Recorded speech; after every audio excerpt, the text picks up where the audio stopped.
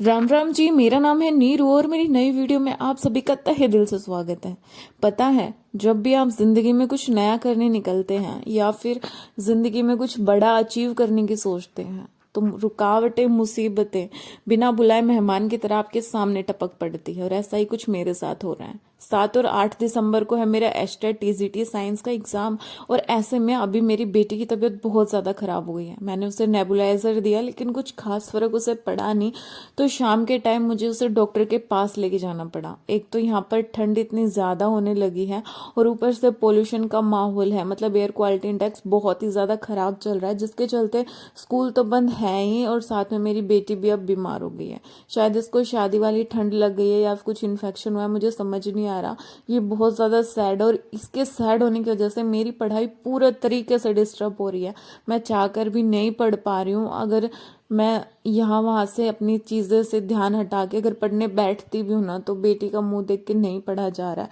पता नहीं इस बार ये स्टेट में मेरे साथ ऐसा क्यों हो रहा है कि जो मैं टारगेट डेली सेट करती हूँ कि आज मुझे इस टॉपिक को पढ़ना है, ये वाला सब्जेक्ट कवर करना है, वो टारगेट मेरे अचीव हो ही नहीं पा रहे हैं। पूरी दिन रात बस फ्रस्ट्रेशन में दिमाग रहता है कि भाई क्या सोचा था और क्या ही हो रहा है। तो फिलहाल हमने इसकी दवाई ले ली है और इसको डॉक्टर ने इंजेक्शन दिया था, साथ में वहीं क्लिनिक में ही दवाई दे दी थी, तो ये थोड़ी एक्टिव हो गई थी।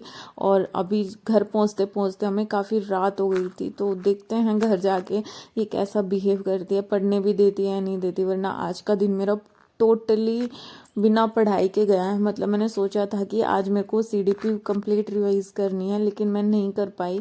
अभी रात को भी देखती हूँ ये पढ़ने देती है या नहीं देती।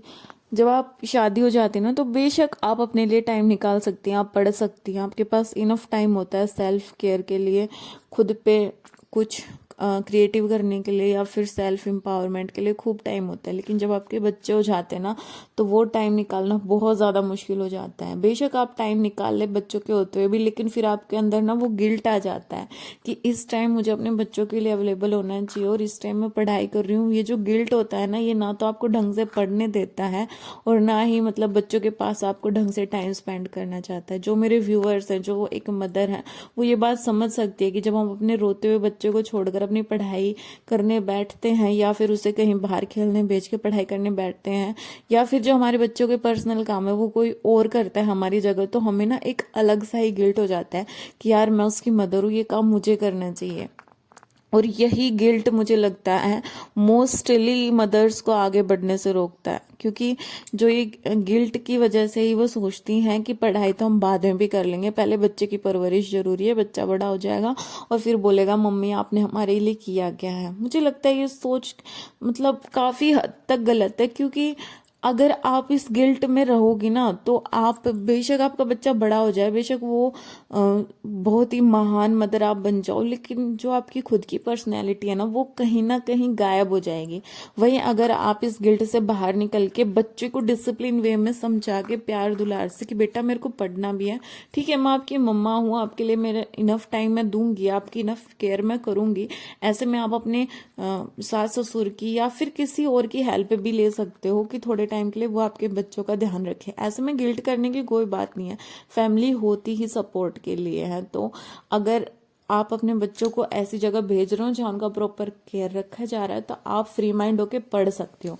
इससे होगा ये कि जब आप सक्सेसफुल हो जाओगी ना अपनी लाइफ में तो आपको अपने बच्चे के पास शेयर करने के लिए स्टोरीज होंगी। आपको आपकी स्टोरी आपका बच्चा देखेगा तो वो सेल्फ मोटिवेटेड रहेगा कि हमारे पेरेंट्स इतना कुछ सहते हुए हमारे लिए आगे बढ़ सकते हैं, कुछ कर सकते हैं, तो हम क्यों नहीं कर सकते।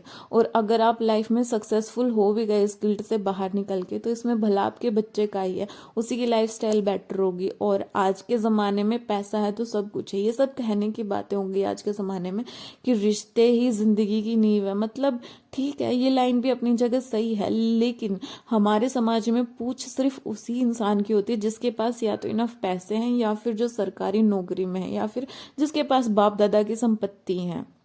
उन्हीं लोगों की समाज में कद्र है और उन्हीं को समाज पूछता है।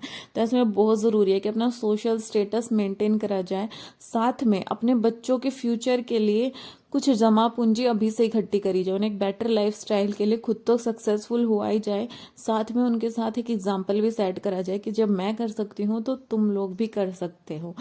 अब बात करते हैं मेरी वीडियोस पे आने वाले कमेंट्स की। जो लोग मेरे से ये पूछ रहे थे कि दी आप मैराथन सजेस्ट कीजिए, तो उन लोगों के लिए मैराथन मैंने डिस्क्रिप्शन में लिंक कर दी है। आप अचीवर्स एकेडमी के चैनल पर जाकर वहाँ पर निशा मैम का चैनल चेकआउट कर सकते हो। उन्होंने एक सेपरेट प्लेलिस्ट बनाई हुई है जिसमें एस्टेट से रिगार्डिंग आपको लगभग सभी सब्जेक्ट मिल जाएंगे, सभी सब्जेक्ट्स की मैराथन मिल जाएगी। आप वहां से वो कवर अप कर सकते हैं। मैं अचीवर्स एकेडमी इसीलिए सजेस्ट करती हूँ आपको बार बार, क्योंकि मैंने वहां से पढ़ा हुआ है। वो लोग काफी अच्छा पढ़ाते हैं। मोस्ट इंपॉर्टेंट, ज्यादा इधर उधर का ना पढ़ा के एस्टेट से रिगार्डिंग ही वो पढ़ाते हैं।